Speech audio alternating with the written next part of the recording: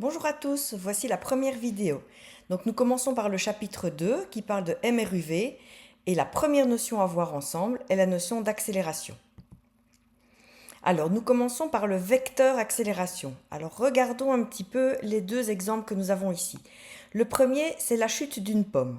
Donc vous voyez que la pomme au départ est en position A avec une vitesse V1 vers le bas, puis elle tombe de plus en plus vite et se retrouve en position B avec une vitesse V2 un petit peu plus grande vers le bas. Alors, nous sommes en train de regarder l'accélération du mobile. L'accélération, c'est quoi? C'est en gros sa variation de vitesse. Donc, comment a varié la vitesse de la pomme? Une variation de vitesse, c'est donc la vitesse finale V2 moins la vitesse initiale V1. Donc, on a fait un petit schéma ici et vous voyez V2 moins V1 qui est représenté par le vecteur rouge delta V qui est le vecteur variation de vitesse. Donc ici, on voit que la variation de vitesse est de plus en plus grande vers le bas. Le deuxième exemple, c'est le freinage d'une automobile. Donc on a une automobile qui allait vers la droite, tout d'abord avec une vitesse V1 assez importante et un petit peu plus tard avec une vitesse V2 moins importante vu que la voiture freine. À nouveau, on calcule le vecteur variation de vitesse. Donc nous faisons V2 moins V1.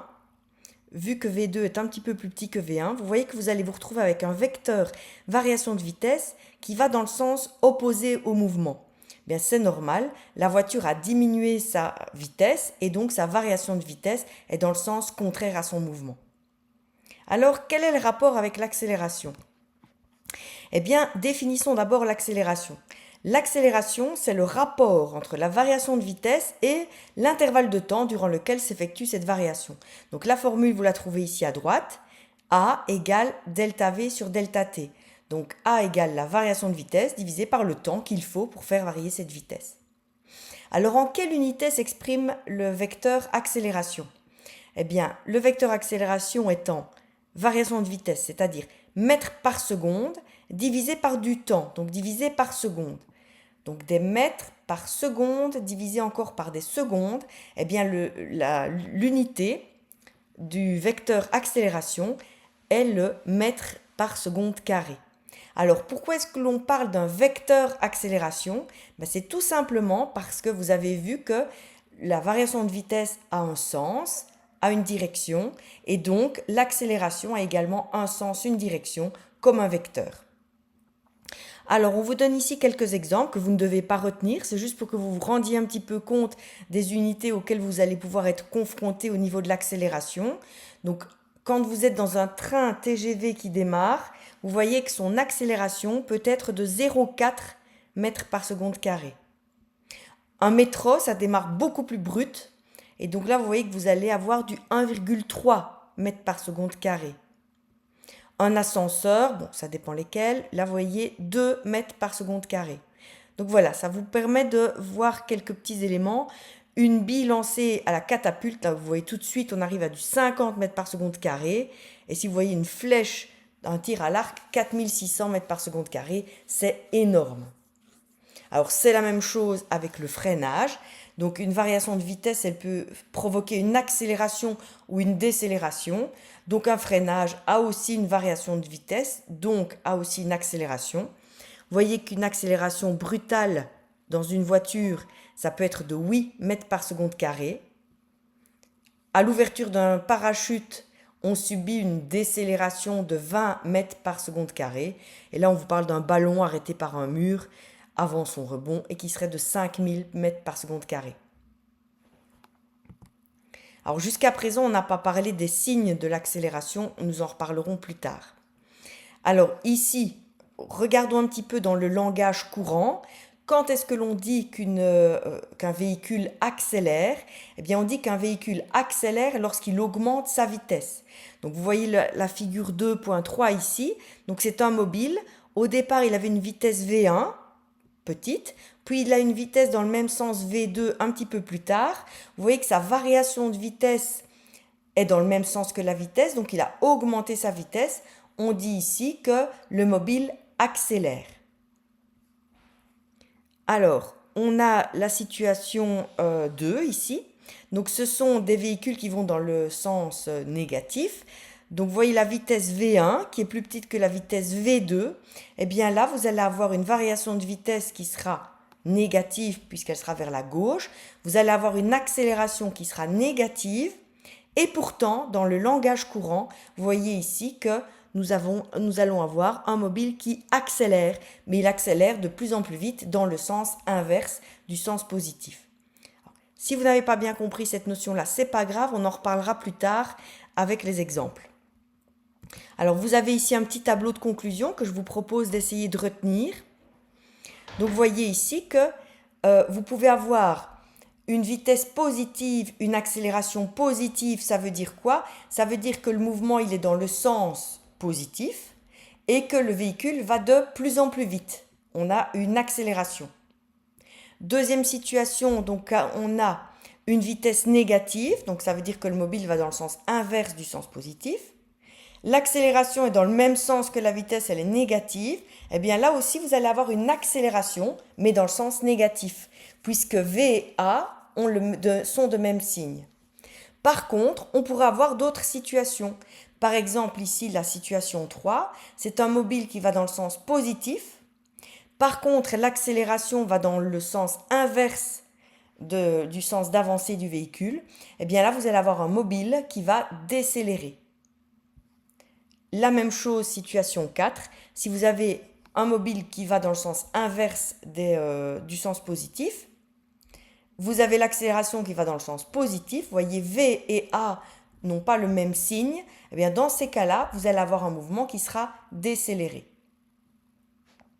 Donc, vous devez retenir quoi de tout ça? Accélération ne veut pas dire que vous allez avoir une accélération positive. Décélération ne veut pas dire que vous allez avoir une accélération négative. Ça dépend du signe de la vitesse. Donc, il faudra regarder au cas par cas. Alors, nous allons commencer les exercices. Alors ici, qu'est-ce que l'on vous dit? On a donc un mouvement qui se fait de manière rectiligne sur un axe horizontal orienté vers la droite. Donc sens positif à droite. Et alors, pour chacun des cas qui est cité ci-dessous, il faut déterminer la grandeur du vecteur accélération et préciser si c'est une accélération ou une décélération dans le sens du langage courant. Alors, on regarde la situation A, un mobile qui va vers la droite. Donc, vers la droite, c'est bien le sens positif. Il passe en 4 secondes de la vitesse de 18 mètres par seconde à 6 mètres par seconde. Alors maintenant, calculons son accélération. Donc son accélération, c'est la vitesse finale moins la vitesse initiale. Donc 6 moins 18, divisé par le temps qu'on a mis pour décélérer, donc divisé par 4. Donc 6 moins 18 divisé par 4, ça fait bien moins 3 mètres par seconde carré. N'oubliez pas, ça c'est l'unité habituelle de l'accélération. Et on se rend compte que le mobile, il a fait quoi? Il avait une vitesse de 18 et ensuite une vitesse de 6 mètres par seconde. Donc, il a bien décélération. Nous regardons le mobile B maintenant. Donc, c'est un mobile qui va vers la gauche. Donc, vers la gauche, ça veut dire vitesse négative. En 3 secondes, il a sa vitesse qui passe de moins 2 à moins 14 mètres par seconde. Donc, calculons son accélération. Donc sa vitesse finale, c'est moins 14. Sa vitesse initiale, c'est moins 2. Donc moins 14 moins 2. Le tout divisé par 3 secondes.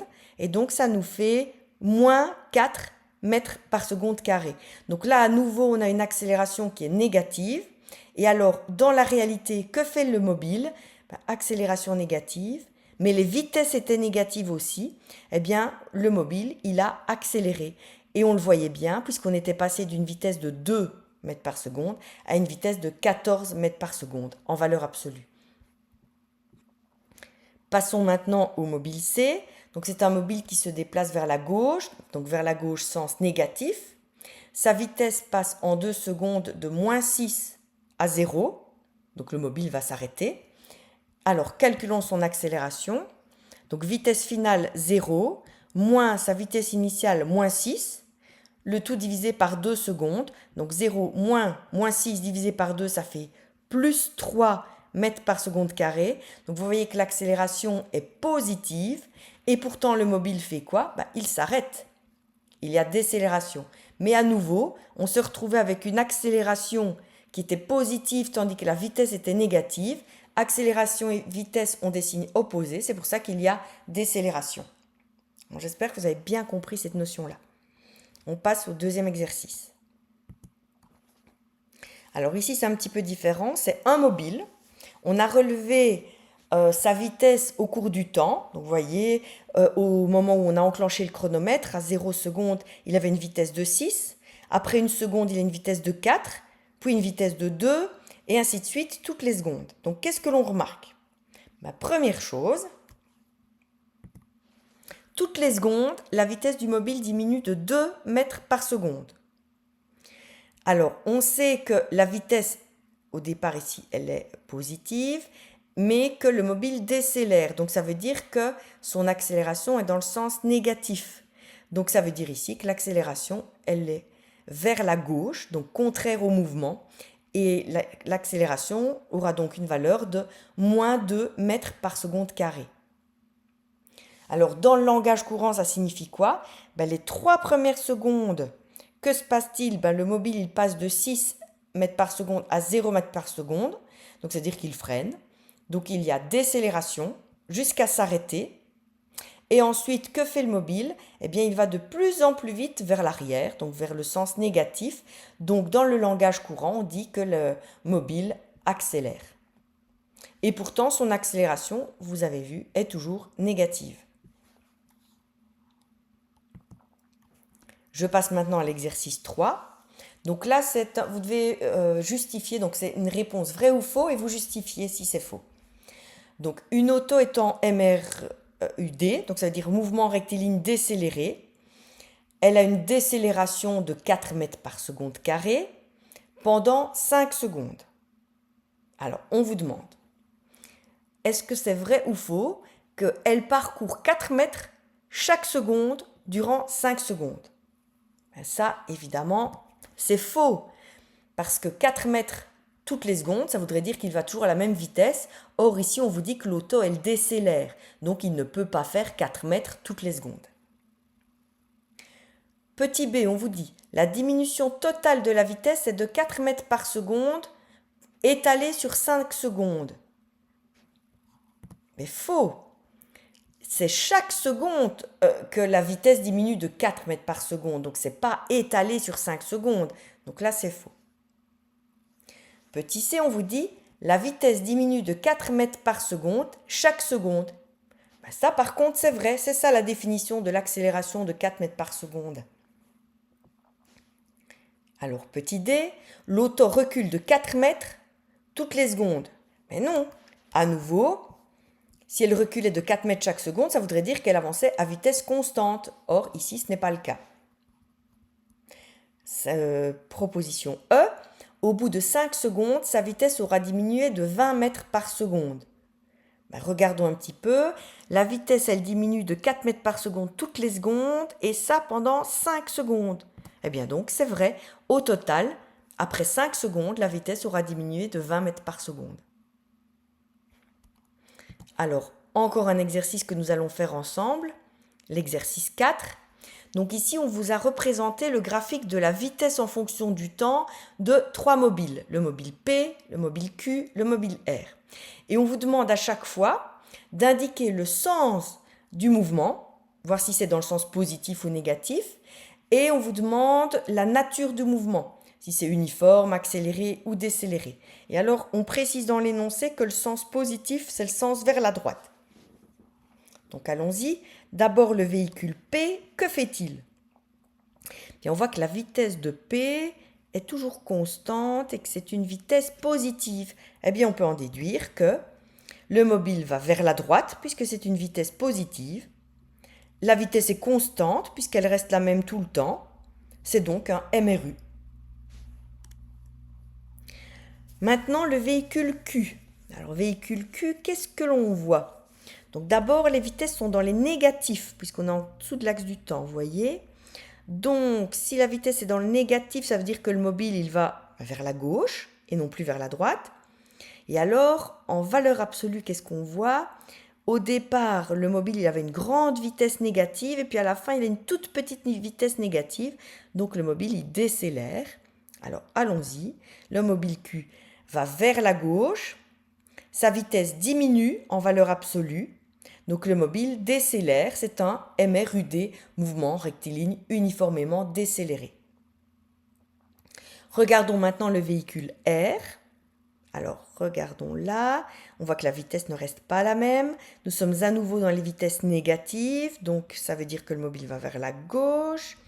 On voit qu'au départ, le mobile R avait une grande vitesse négative. Et un peu plus tard, il a une encore plus grande vitesse négative.